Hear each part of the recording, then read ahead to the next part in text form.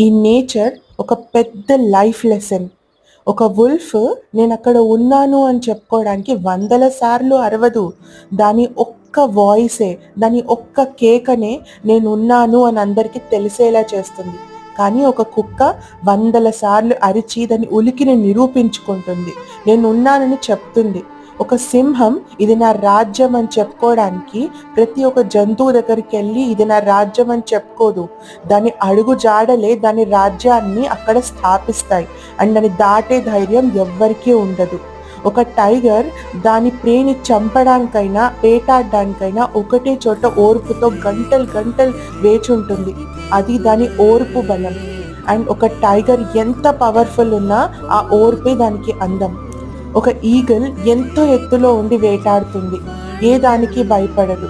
కానీ అన్నీ తెలిసిన మనిషి ఇన్ని చూస్తున్నా కూడా తన మీద తనకి నమ్మకం